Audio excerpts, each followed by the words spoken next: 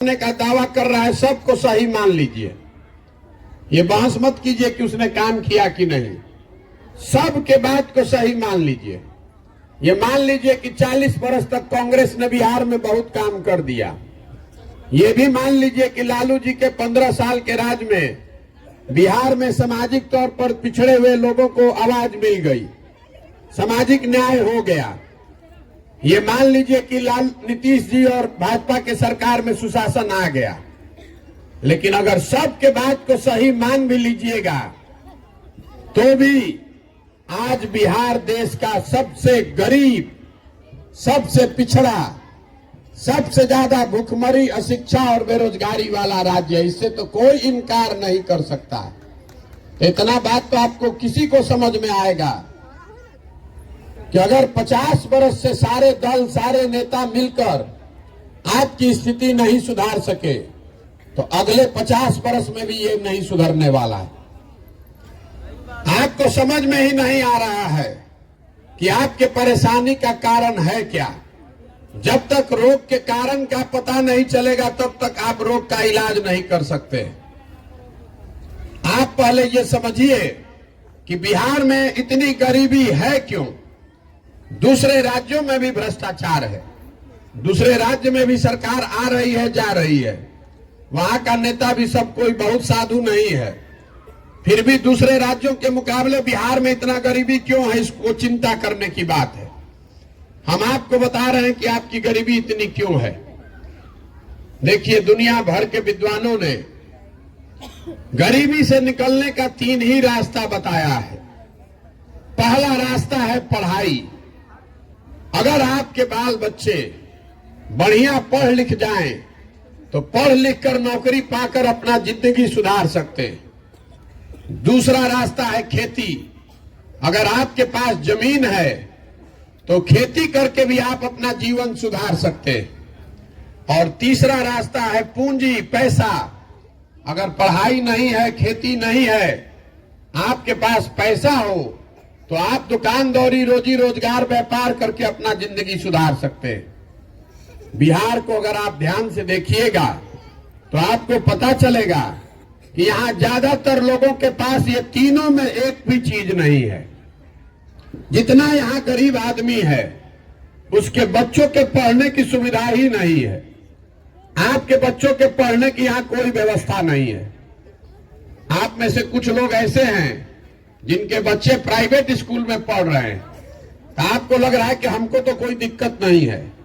तो आप भी ध्यान रखिए कि आपका बच्चा स्कूल तो प्राइवेट में जा सकता है लेकिन कॉलेज उसको सरकारी में ही जाना है। तो कॉलेज में भी यहां पढ़ाई नहीं हो रहा है, कॉलेज में भी खाली डिग्री बंट रहा है, स्कूल में खिचड़ी बंट रहा है और कॉलेज से डिग्री बंट रहा है। पढ़ाई दोनों में कहीं नहीं हो रहा है। तो जब आपका बच्चा पढ़ेगा ही नहीं तो मजदूर नहीं बनेगा तो डॉक्टर, इंजीनियर, कलेक्टर बनेगा। तो बिहार में ज्यादातर लोगों के बच्चों के पढ़ने की सुविधा ही नहीं है। तो दूसरा रास्ता मैंने आपको बताया, खेती। मान लीजिए पढ़ाई नहीं था तो खेती से ही कुछ जिंदगी सुधर जाती, वो क्यों नहीं हो रहा है। तो ये बात आप जानिए कि बिहार में जो 100 लोग रहते हैं, 100 में 60 आदमी के पास एक धूर जमीनें नहीं है। यहां 75 साल में भूमि सुधार को लेकर कोई प्रयास नहीं किया गया। नतीजा यह है कि 100 में 60 आदमी बिहार में ऐसा है जिसके पास एक धूर जमीन नहीं है। देश में सबसे ज्यादा भूमिहीन लोग बिहार में हैं। और जो 40 आदमी के पास जमीन है, जो खेती कर रहा है, उसमें 35 आदमी ऐसा है जिसके पास 2 बीघा से कम जमीन है। तो जो 2 बीघा से कम जमीन वाले लोग हैं वो खेती जो करते हैं वो कमाने की खेती नहीं है, वो खाने की खेती है। आप उतना ही उपजाते हैं अपने खेत में कि आपका और आपके बाल बच्चे का पेट भर जाए, उससे आमदनी का जुगाड़ नहीं है। बिहार में सिर्फ 4 से 5% लोग ही खेती के जरिए आमदनी कर रहे हैं। बाकी लोग या तो खेती करके अपना और अपने बाल बच्चों का पेट भर रहे हैं या फिर खेत में मजदूर हैं। तो आपके पास पढ़ाई है नहीं, खेती है नहीं, तीसरा रास्ता आपको बताया मैंने, पूंजी। अगर आपके पास पैसा होता तो कम से कम कुछ नहीं तो 5 गो भैंसे पाल लेते, अपने गांव में कोई दुकान खोल लेते, फार्चून किराना खाद का व्यापार कर लेते। तो बिहार में प्रति व्यक्ति औसतन हम लोग 35,000 रुपया कमाते हैं साल भर में। देश में प्रति व्यक्ति एक आदमी औसतन कमाता है 1,45,000 रुपया, और बिहार में हम लोग कमा रहे हैं 35,000। तो इस महंगाई के जमाना में 35,000 रुपया में आप खाइएगा क्या, बचाइएगा क्या, और पूंजी कहां से लाइएगा? तो जब आपके पास शिक्षा है नहीं, खेती है नहीं, पूंजी है नहीं, तो आप गरीबी से निकलिएगा कैसे? जितना हाथ पांव मारना है मार लीजिए, 10 घंटा काम कीजिए कि 12 घंटा। मोदी को वोट दीजिए कि प्रशांत किशोर को कि लालू नीतीश को, ये सुधरने वाला नहीं है, सुधर ही नहीं सकता है। जब तक यहाँ पर लोगों के बच्चों के पढ़ने की व्यवस्था नहीं बनाई जाएगी, जब तक लोगों को भूमि नहीं दिया जाएगा, खेती को कमाने वाला नहीं बनाया जाएगा, और जब तक घर घर लोगों को कर्जा पैसा देकर पूंजी नहीं उपलब्ध कराया जाएगा, तब तक बिहार से गरीबी दूर नहीं हो सकती है। तो इतना बात तो हम आपको बता दिए, आप ध्यान से सुने। अब आपको ये समझ में आएगा, आप पूछिएगा कि अगर प्रशांत किशोर आपको ये बात समझ में आ रही है तो इतने बड़े बड़े नेताओं को समझ में क्यों नहीं आ रही है? हम आपको बता रहे हैं कि उनको भी समझ में आ रहा है, तो ये हो क्यों नहीं रहा है? अभी आपको 2 मिनट में बताएंगे तो आपको पता चलेगा कि आपका दुर्दशा क्यों है। अभी आपसे एक सवाल पूछेंगे, सबको जवाब देना है। बिहार में और कुछ हो चाहे नहीं, इतना तो सब लोग मानेंगे कि सबके बच्चों के पढ़ने की व्यवस्था होनी चाहिए। होनी चाहिए कि नहीं होनी चाहिए? सबको जवाब देना है, हाथ उठाकर और मुंह से हाँ बोलिए जोर से, जिसको ना बोलना है ना बोलिए। फिर से हमको पूछने दीजिए, बिहार में और कुछ हो चाहे नहीं, सबके बच्चों के पढ़ने की व्यवस्था होनी चाहिए कि नहीं होनी चाहिए? अभी आपने सब ने कहा है कि होनी चाहिए। अभी 1 मिनट रुकिए, अभी पता चलता है कि आपकी दुर्दशा क्यों है। आपने अभी कहा कि सबके बच्चों के पढ़ने की व्यवस्था होनी चाहिए, तो अब अपने अपने बच्चों के नाम पर, अपने अपने बच्चों के नाम पर ईमानदारी से बताइए कि आपने अपने जीवन में कभी अपने बच्चों के पढ़ाई के लिए वोट किया है? नहीं। जो किया है तो हाथ उठाइए, नहीं किया है। जिसने भी किया हो उठाइए हाथ। अब आप बताइए, आपकी दुर्दशा इसीलिए है, आपको किसी नेता की जरूरत नहीं है। अभी आपने बताया यहां पर, आपको ये मालूम है कि अगर आपके बाल बच्चों के पढ़ने की व्यवस्था हो जाए तो आपका जीवन सुधर सकता है, लेकिन आप पढ़ाई के लिए वोट नहीं देते, तो जो ताला खोलना है उसका चाबी लगाइएगा नहीं, तो ताला खुलेगा कैसे? अभी आप में से तुरंत कोई खड़ा होके कहेगा कि भैया वोट तो ठीक है दे रहे हैं, नेताजी हम लोग को ठग रहे हैं। हम आपको ये बताने के लिए खड़े हुए हैं कि आपको बिहार के नेता नहीं ठग रहे हैं। इस बात को ध्यान में रखिए, बिहार के नेता आपको नहीं ठग रहे हैं। अगर नेता आपको ठगते तो एक बार नेता ठगता, दूसरी बार आप जग जाते, 2 बार नेता ठगता, तीसरी बार आप जग जाते। लेकिन अगर आप 50 वर्ष से ठगे जा रहे हैं तो इसका मतलब है कि कहीं ना कहीं गलती अपने में है। मैं अभी आपको समझाता हूं, जिस चीज पर हम लोग बिहार में वोट दे रहे हैं वो थोड़ा कम या ज्यादा हम लोग को मिल रहा है। हम लोगों ने बिहार में घर घर से 5 किलो अनाज के लिए मोदी जी को, भाजपा को वोट दिया है। तो बिहार में कितना भ्रष्टाचार है, 1 किलो चोरी करके 4 किलो अनाज मिल रहा है कि नहीं मिल रहा है? आपने, हमने वोट दिया है अयोध्या में राम मंदिर बनाने के लिए, तो बिहार में सड़क, नाली, गली, स्कूल, फैक्ट्री बने चाहे नहीं, अयोध्या में राम मंदिर बन रहा है कि नहीं बन रहा है? आपने, हमने वोट दिया है जाति के नाम पर, तो बिहार में और किसी बात की चर्चा हो चाहे नहीं, घर घर जाति की चर्चा और घर घर जाति की गिनती हो रही है कि नहीं हो रही? आपने हमने वोट दिया है बिजली आने के नाम पर, तो बिहार में बिल चाहे 6,000 आए कि 8,000, घर घर बिजली आई है कि नहीं आई है?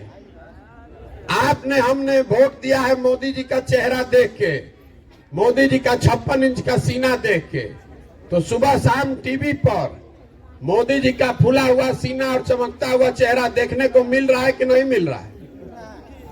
आपने हमने वोट दिया है गुजरात में विकास का कहानी सुन के, तो गुजरात में फैक्ट्री चल रही है, गुजरात में विकास हो रहा है, और आपके बच्चे जाकर गुजरात में मजदूरी कर रहे हैं कि नहीं कर रहे हैं? तो किस बात पर आपने वोट दिया है जो आपको नहीं मिल रहा है? हमको बता दीजिए। जब आपने अपने बच्चों के पढ़ाई के लिए, रोजगार के लिए वोटे नहीं दिया है तो आपको मिलेगा कैसे? यही बताने के लिए पैदल चल रहे हैं, यही समझाना चाहते हैं कि अगर आप अपने और अपने बच्चों की चिंता नहीं कीजिएगा तो इस धरती पर कोई आदमी, कोई नेता, कोई दल, कोई विचारधारा आपके बच्चों की चिंता नहीं करेगा। क्यों करेगा भाई? जब आपको अपने बच्चों की चिंता ही नहीं है तो नेता आपके बच्चों की चिंता क्यों करेगा? हम पैदल चल रहे हैं, 150 लड़का आगे दौड़ता है, तो ज्यादातर बच्चों के शरीर पर शुद्ध कपड़ा नहीं है। आपके छोटे छोटे बच्चों के पैर में हवाई चप्पल नहीं है। आपका बच्चा स्कूल जाता है तो पिलुआ वाला खिचड़ी खाकर घरे आ रहा है। आपका बच्चा पढ़ लिख कर घर में बेरोजगार है, चाहे गुजरात तमिलनाडु में जाकर मजदूरी कर रहा है, लेकिन आपको उसका चिंता नहीं है। आपको चिंता है राम मंदिर का, आपको चिंता है भारत पाकिस्तान पुलवामा का, आपको चिंता है जात का। तो ये सुधरेगा कैसे रे भाई? ये नहीं सुधर सकता है। हमको आप कह रहे हैं कि प्रशांत किशोर चले हैं, बहुत होशियार आदमी है, सुधार देंगे। हम आपको बता रहे हैं, जो आदमी आता है वो यही कहता है कि हमको वोट दीजिए, हम सुधार देंगे। मैं आपको कह रहा हूं कि एक प्रशांत किशोर को छोड़िए, अगर 10 प्रशांत किशोर आ जाए तब भी बिहार नहीं सुधर सकता है। जब तक आप नहीं सुधरिएगा, जब तक आप अपने बच्चों के लिए नहीं खड़ा होइएगा, तब तक कोई नहीं बिहार को सुधार सकता है। लिख कर रखिए इस बात। यही बताने के लिए चल रहे हैं। अपना जीवन का सब कुछ छोड़ के 200 दिन से जाड़ा, गर्मी, बरसात पैदल इसलिए चल रहे हैं कि जाकर गांव गांव आपको हाथ जोड़ रहे हैं। आपसे वोट नहीं मांग रहे हैं, आपसे चंदा नहीं मांग रहे हैं, आपको हाथ जोड़कर इतना ही कह रहे हैं कि भैया अपने लिए नहीं तो कम से कम अपने बच्चों के लिए जगिए, अपने वोट की कीमत को समझिए।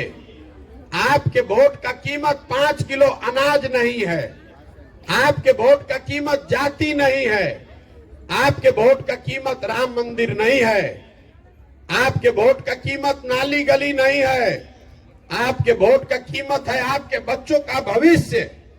अगर वोट नहीं ठीक दीजिएगा तो जीवन में लिख कर रखिए, जिस गरीबी बदहाली में आप और हम जी रहे हैं, इसी गरीबी बदहाली में आने वाले पीढ़ी और बच्चों की भी जिंदगी बीतेगी। कोई नहीं बिहार को सुधार पाएगा। नहीं तो जगिए, यही बताने के लिए घूम रहे हैं। बहुत आदमी को लग रहा है कि भैया एगो तो नेता होना चाहिए। तो 2014 में मोदी जी आए थे, सबको लगा कि मोदी जी आएंगे तो सुधर जाएगा। 2014 में मोदी जी का हम ही प्रचार कर रहे थे। यूपी बिहार जैसे राज्य में लोग मोदी जी का नाम नहीं जानता था, आधा से ज्यादा आदमी। आज हमसे झगड़ा कर रहा है कि मोदी जी ही सुधारेंगे। अब कौन बहस करने जाए? हम बहस नहीं करना चाहते, लेकिन आपको एक खुली चुनौती दे रहे हैं। जितने यहाँ भाजपाई लोग हैं, जितने भाजपा के समर्थक वोटर हैं, हम लोग भी हैं, सबने वोट दिया है। मोदी जी 9 बरस से प्रधानमंत्री हैं। मोदी जी ने बिहार के लिए कुछ किया कि नहीं, ये बात छोड़ दीजिए। मोदी जी के प्रधानमंत्री रहने से बिहार का फायदा हुआ कि नहीं, इसको भी छोड़ दीजिए। मोदी जी के आने से यहाँ बच्चों को रोजगार मिला कि नहीं, ये भी छोड़ दीजिए। मोदी जी देश नया बना रहे हैं तो सिलेंडर पेट्रोल खाद का दाम बढ़ गया, चलिए वो भी मान लिए। लेकिन अगर 9 बरस में मोदी जी ने बिहार के लिए, बिहार के विकास के लिए एक बैठक किया हो, इसका आप हमको प्रमाण दिखा दीजिए। हम कल से मोदी जी का झंडा लेकर फिर से चलने को तैयार है। वो आदमी 9 बरस में एक बैठक तक नहीं किए। हमने के इतना आदमी बानी जाए, एगो बैठकों भर हम लोग वोट नहीं दिए हैं। 40 में 39 एमपी जिताकर आपने भेजा है। 26 एमपी का राज्य है गुजरात। गुजरात में फैक्ट्री लगेगा, गुजरात में बुलेट ट्रेन चलेगा, गुजरात में सी प्लेन चलेगा। अब बिहार का आदमी बैलगाड़ी पर चलेगा। हम लोग मुफ्त में वोट देते रहेंगे। तो गलती मोदी जी का है कि हम लोग का है। एक शहर है गुजरात में सूरत, एक अकेले शहर सूरत में 5 लाख से ज्यादा बिहार के लड़के मजदूर हैं। आप बताइए, जरा सोचिए कि सूरत में कितना फैक्ट्री होगा। अगर मोदी जी सूरत में इतना फैक्ट्री लगवा सकते हैं तो 2-4 गो वैशाली या चंपारण में लगवा देते। देश में कौन सा ऐसा उद्योगपति है जिसको आज प्रधानमंत्री बुला के कह दें कि नहीं तुमको वैशाली में फैक्ट्री लगाना है, तो किसको दम है कि कह दे कि नहीं लगाएंगे? तो काहे नहीं मोदी जी फैक्ट्री यहां लगवा रहे हैं? अरे आपको ये समझ में नहीं आ रहा है। अगर फैक्ट्री यहां लग जाएगा तो 15,000 रुपया में 2 करोड़ जवान मजदूर मिलेंगे कहां से? पूरे देश में हम लोग मोटरसाइकिल, कार, फ्रिज, सीमेंट, छड़ नहीं बना रहे हैं। हम लोग खाली बना रहे हैं मजदूर। जवान लड़कों को आप पेट काट काट के पाल पोस के बड़ा किए। 20 साल 25 साल का लड़का हुआ, ट्रेन में, बस में भेड़ बकरी की तरह बैठ के बिहार का लड़का जा रहा है। सब आपने देखा कोरोना के दौरान जिन मजदूरों को, जिन बच्चों को मार के भगा दिया लोगों ने, उन्हीं मजदूरों को वापस बुलाने के लिए लोग ट्रेन से, बस से, प्लेन का पैसा देकर बुलाया। क्यों बुलाया? तमिलनाडु में मजदूर नहीं है, केरल, गुजरात में मजदूर नहीं है, वहां पर भी मजदूर है। लेकिन तमिलनाडु में जो मजदूर है वो लेगा महीने में 35,000, 40,000 रुपया, और बिहार का गरीब बच्चा जाकर काम कर रहा है 15,000 रुपया पर। तो तमिलनाडु का आदमी बुर्बक है कि वहां कला के फैक्ट्री लगाएगा बिहार में? बुर्बक हम लोग हैं जो बिना किसी बात के वोट दिए जा रहे हैं। यही बताने के लिए आपके पास आए। एक और बात कहकर इसको खत्म करेंगे। बहुत आदमी को यहाँ लगता है कि भैया हम लोग तो ठीक हैं, नेता सब जात का राजनीति करके बर्बाद कर दिया है बिहार को। तो हम आपका ये भ्रम भी दूर कर देते हैं। बिहार में कोई नेता जात का राजनीति नहीं कर रहा है, इस बात को समझिए। कोई नेता बिहार में जात का राजनीति नहीं कर रहा है।